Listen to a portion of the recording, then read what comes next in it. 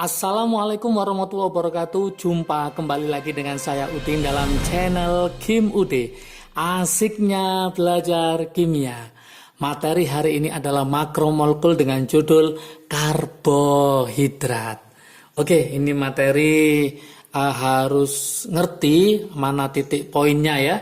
Karena karbohidrat itu sangat banyak yang dipelajari, tapi hari ini akan saya bahas dengan sangat ringkas dan simpel. Oke, sebelum saya bahas, seperti biasa jangan lupa like, subscribe, dan komentarnya.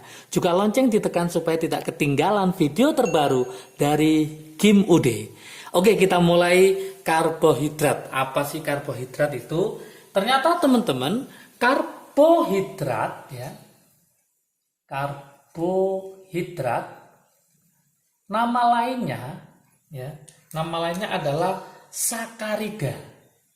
Oke. Karbohidrat itu nama lainnya adalah sakarida. Ternyata sakarida ini dari bahasa Arab, yaitu dari kata sakar, yaitu yang artinya adalah gula.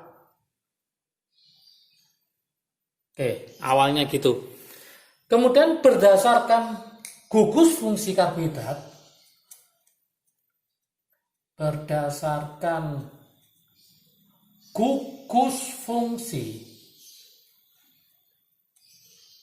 dari karbohidrat, maka karbohidrat itu berdasarkan gugus fungsinya, maka karbohidrat itu dibagi menjadi dua. Yang pertama adalah polihidroksialdehida.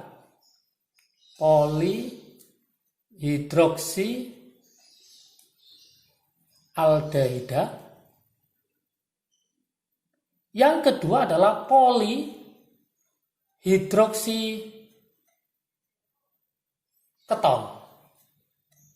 Jadi ada yang keton, ada yang aldehid. Oke, sekarang kita akan membagi pembagian karbohidrat. Kita mulai yang pertama, pembagiannya itu yang paling dasar. Yang pertama yaitu namanya adalah monosakarida. Mono satu. Oke. Ini saya buatkan trik asiknya supaya nanti hafal siapa aja yang sering keluar trik asik untuk mempelajari monosakarida. Ini yang sangat sering keluar adalah mo, guru, galak, frustasi. Oke. Mo itu enggak, bahasa Jawanya itu enggak mau. Mo, guru, galak, frustasi. Apa maksudnya? Mo itu adalah monosakarida. Ini adalah monosakarida. Guru kalau agak cetal sedikit ngomongnya gulu berarti ini adalah glukosa, agak maksa dikit ya, glukosa. Yang ini adalah galaktosa. Dan yang fru ini namanya adalah fruktosa. Berarti ada glukosa, ada galaktosa, ada fruktosa. Glukosa sama galaktosa ini merupakan aldosa karena di dalam tubuhnya ada gugus aldehid. Yang ini namanya adalah ketosa karena dia mengandung gugus keton. Lebih tepatnya lagi adalah aldoheksosa. Heksosa itu berarti jumlah C-nya ada 6. Yang ini lebih tepatnya adalah namanya ketoheksosa. Oke. Berdasarkan jumlah atom C, berdasarkan jumlah atom C, maka monosakarida itu dibedakan menjadi beberapa. 1, 2, 3, 4 ya. Ada yang namanya triosa, ada yang namanya tetrosa, ada yang namanya pentosa. Ini yang paling sederhana triosa ya. Ada yang namanya adalah heksosa. Heksosa sudah tahu ya tadi, yaitu bisa glukosa, galaktosa, fruktosa. Triosa ini contohnya apa? Contohnya adalah gliseraldehyde. Ini contohnya adalah gliseraldehyde. Yang ini contohnya untuk tetrosa adalah eritrosa.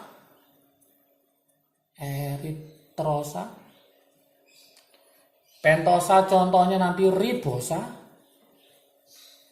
Kalau heksosa pasti sudah tahu, yaitu bisa glukosa, bisa galaktosa, bisa fruktosa. Ini berdasarkan jumlah atom C-nya. Sekarang sifat monosakarida itu apa? Ini harus tahu juga. Sifat dari monosakarida. Karena ini yang sering keluar adalah sifatnya. Apa sifat dari monosakarida? Yaitu yang pertama adalah larut dalam air. Jelas ya, larut dalam air. Yang kedua, bersifat optik aktif.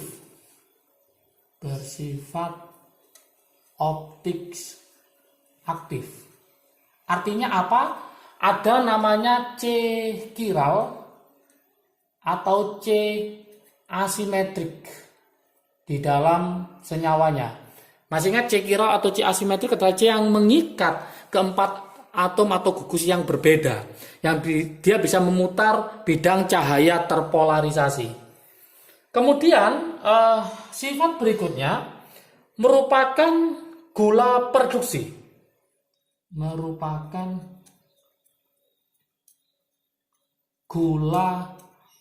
Berarti semua monosakarida merupakan gula produksi. Artinya apa? Dia bisa bereaksi dengan, ini harus paham, yaitu dengan reaksi Fehling, apalagi Fehling, kemudian Tholen, boleh, atau Benedicts. Jadi untuk monosakarida semuanya dapat bereaksi dengan Fehling, Tholen maupun Benedicts. Itu adalah sifat-sifat dari monosakarida.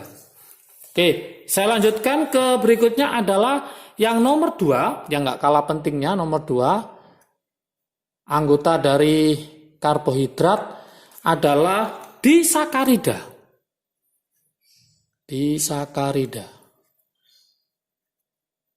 D itu 2, berarti dia kalau dihidrolisis bisa menjadi 2 monosakarida. Oke, saya buatkan trik asiknya di sini. Trik asik. Oke, tadi mau guru galak frustasi, nggak mau diajar guru yang galak frustasi. Karena kalau nanti diajar guru galak frustasi, maka menjadi malas untuk belajar. Menjadi malas. Malas. D itu adalah apa? Disakarida. Ma itu adalah maltosa.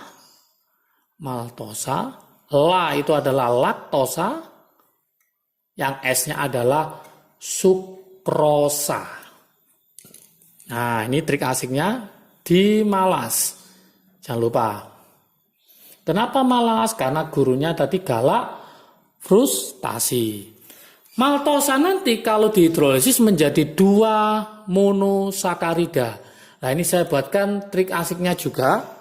Caranya gimana? Depannya pasti glukosa.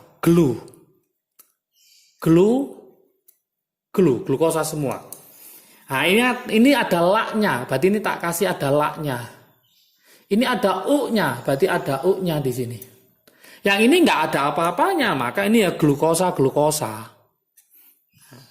Sekarang ini ada laknya berarti galak. Ini ada u-nya berarti fru. Berarti maltosa nanti dipecah menjadi glukosa. Kalau laktosa menjadi glukosa galaktosa. Kalau sukrosa berarti glukosa sama fruktosa. Nah, ini harus sering paham ya trik asiknya. Sekarang kita akan mencoba sifatnya apa? Sifat dari disakarida. Oke, ini harus paham juga sifat-sifatnya. Yaitu apa? Disakarida yaitu maltosa dan laktosa. Ini merupakan gula pereduksi. Gula pereduksi sama dengan monosakarida. Sedangkan lah ini harus saya tulis sering keluar. Sedangkan di soal-soal itu ya, sedangkan saya kasih warna merah karena penting. Sukrosa, saya kasih merah garis merah lagi. Ini merupakan gula non pereduksi. Artinya apa? Dia tidak bisa bereaksi dengan apa? Fehling, Tolen maupun Benedicts. Nah, tidak bisa mereduksi Fehling, Tolen maupun Benedicts. Ini yang sering keluar yaitu sukrosa. Oke. Sekarang kita lanjutkan ke nomor 3. Sama untuk disakarida, dia merupakan bersifat optik aktif ya, dan juga larut dalam air juga. Oke, kecuali laktosa itu agak sulit larut dalam air, tapi kalau yang lainnya sangat mudah larut dalam air ya. Oke, sifatnya. Nomor 3 adalah yaitu polisakarida. Polisakarida. Berarti namanya poli banyak, berarti kumpulan dari banyak sakarida membentuk namanya polimer yaitu polisakarida. Jadi kesimpulannya polisakarida itu terdiri dari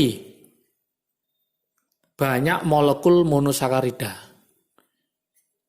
Banyak molekul monosakarida.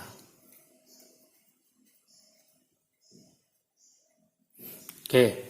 Kemudian semua polisakarida sukar larut dalam air. Semua polisakarida sukar, kata-kata sukar ya, sukar larut dalam air. Dan tidak, nah ini tak kasih warna merah karena penting juga, dan tidak mereduksi.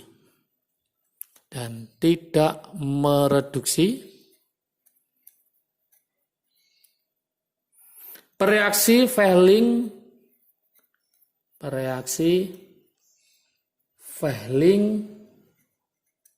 Tolen dan Benedicts. Berarti kesimpulannya apa? Jadi kalau kita simpulkan, ternyata semua polisakarida dan sukrosa merupakan gula non pereduksi. Semua monosakarida dan disakarida kecuali sukrosa adalah gula pereduksi. Oke. Jadi ingat-ingat, jadi yang gula non pereduksi itu ada siapa? Yaitu sukrosa dan semua polisakarida. Polisakarida yang terpenting,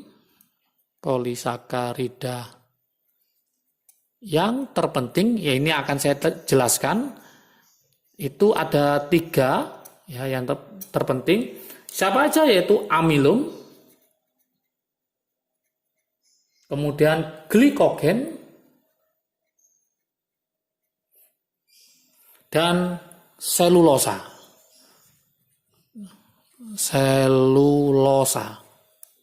Oke, sekarang kita akan mencoba perbagian. Yang pertama akan saya coba yaitu amilum. Ini amilum ini biasanya terdapat dalam tumbuhan terdapat dalam tumbuhan dan disimpan dalam akar batang, dan disimpan biasanya dalam akar, bisa batang, bisa biji, bisa dan daun, ya. Nanti amilum ini ada namanya amilosa, ada namanya amilopektin. Kalau amilosa itu polimer rantai lurus terdiri dari 1000 lebih molekul glukosa. Kalau amilopektin itu adalah polimer bercabang, ya. Oke, yang kedua adalah glikogen.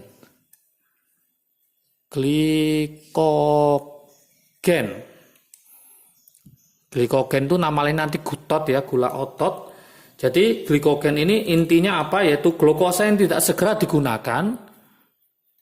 Glukosa yang tidak segera digunakan.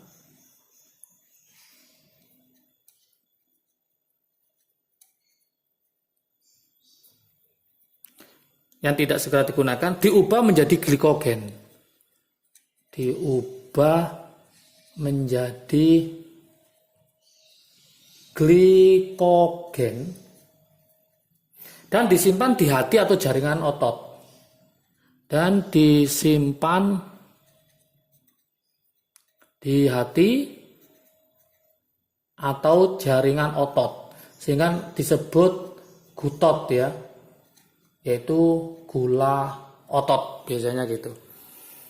Oke, yang C atau yang ketiga yaitu adalah selulosa.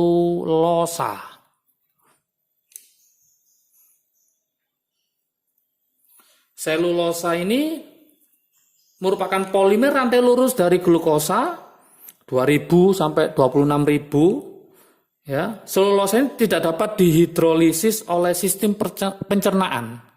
Jadi ini tidak dapat dihidrolisis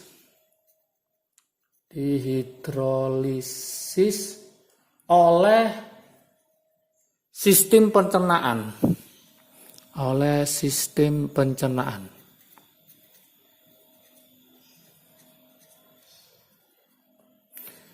Sehingga pencernaan manusia jelasnya, ya, pencernaan manusia. Sehingga tidak dapat digunakan sebagai bahan makanan.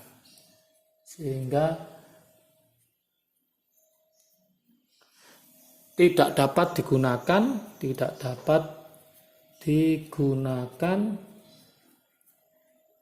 sebagai bahan makanan.